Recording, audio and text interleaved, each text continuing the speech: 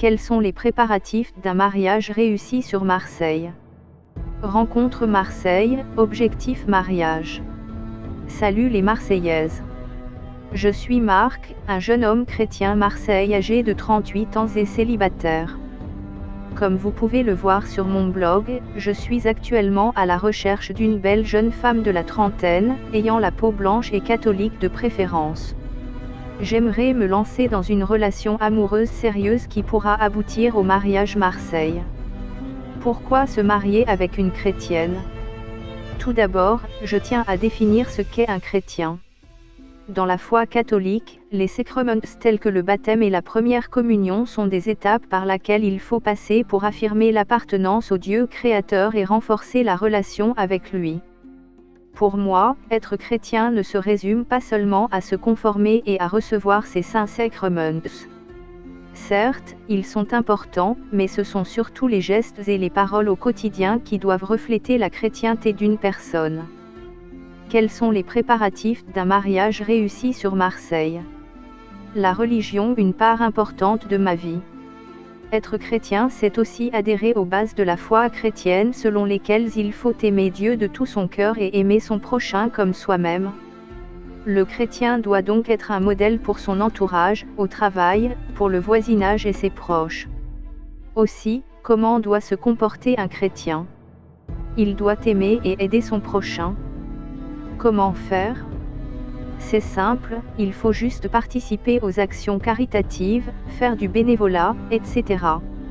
Un chrétien doit également respecter les choix et les opinions des autres, s'éloigner des mensonges et de la tromperie et chercher la paix en toutes circonstances. Certes, il est difficile de rester dans le droit de chemin, car n'oublions pas que le diable nous tente tous les jours. N'oublions pas non plus que Jésus-Christ a porté la croix et a versé son sang pour nous laver de nos péchés. Aussi, demandons-lui de nous protéger et de nous épargner de la tentation du mal, car c'est le seul qui peut nous sauver. Je reviens maintenant à la question principale, pour quelles raisons faut-il se marier avec une chrétienne à Marseille? Un couple chrétien est en mesure de gérer les disputes et les crises. La violence verbale et la violence physique n'ont pas leur place au sein d'un foyer chrétien. Quels sont les préparatifs d'un mariage réussi sur Marseille? Ces comportements risquent de tout changer, les bonnes comme les mauvaises choses. Il sera donc difficile de partir sur de nouvelles bases en cas de réconciliation. En vous mariant avec une chrétienne qui pratique sa foi, vous ne vivrez jamais une telle chose. Un couple chrétien privilégie toujours le dialogue en toutes circonstances et sait se pardonner. Le pardon est une chose facile pour un chrétien qui vit pleinement sa foi en Christ.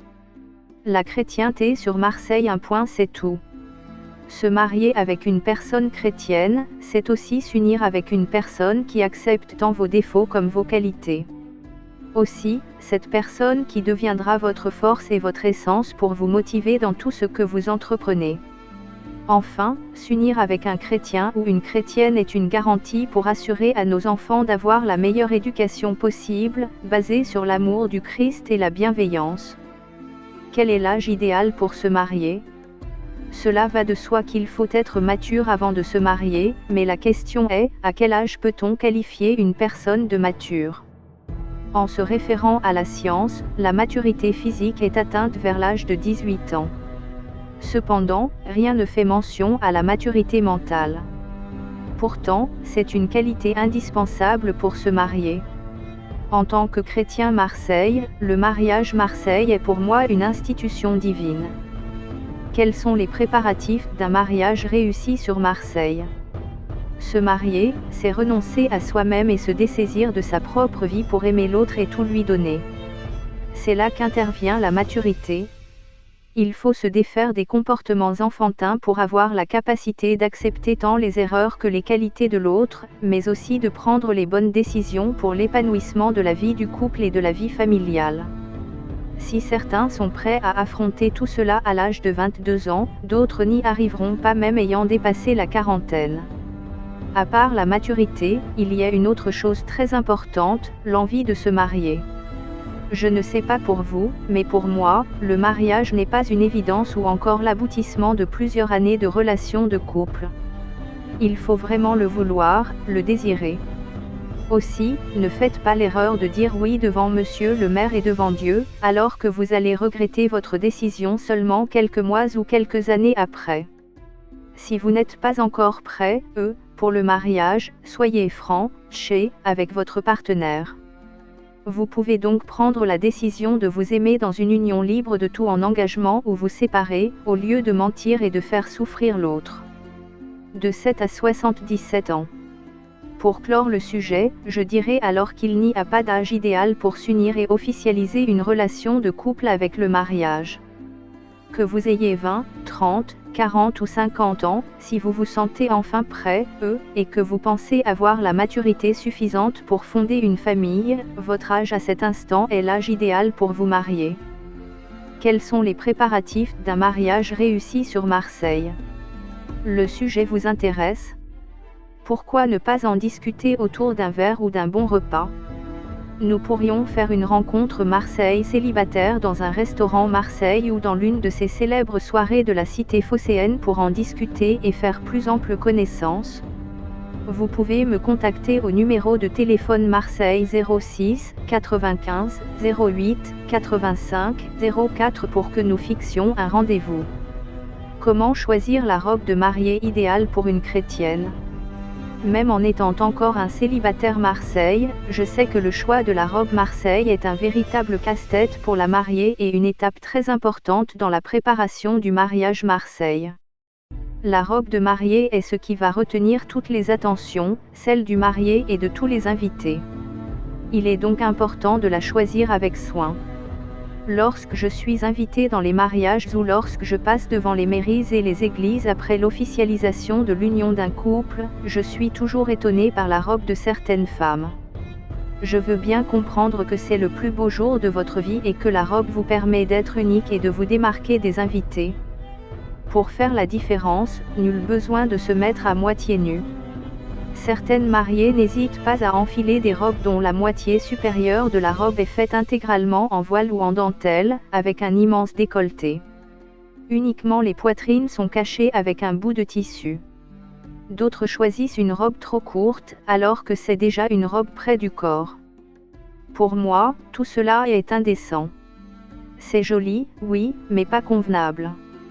Pour dévoiler le corps de cette façon, je pense qu'il faut le faire en intimité, seulement pour votre futur mari ou en d'autres circonstances comme une soirée Marseille par exemple. Quels sont les préparatifs d'un mariage réussi sur Marseille?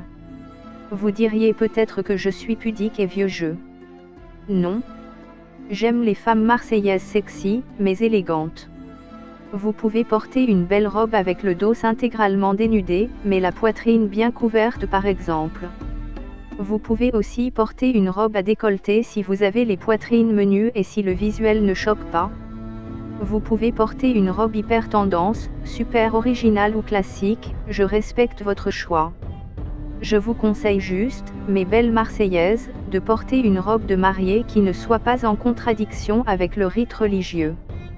En tant que chrétien Marseille catholique, c'est vraiment un sujet qui me tient à cœur et j'aimerais que ma future femme s'y conforme. Quelles sont les étapes essentielles de la préparation d'un mariage? Vous avez fait une rencontre sérieuse Marseille qui a abouti à une relation de couple harmonieuse et vous avez tous les deux pris la décision de vous unir officiellement. Je vous félicite et j'espère vraiment me trouver dans la même situation que vous pour bientôt. La première étape dans l'organisation d'un mariage consiste à définir votre budget. Pour ce faire, répondez à ces simples questions. Quel type de mariage vous souhaitez avoir et vous êtes prêt à débourser combien d'argent Marseille pour concrétiser votre projet?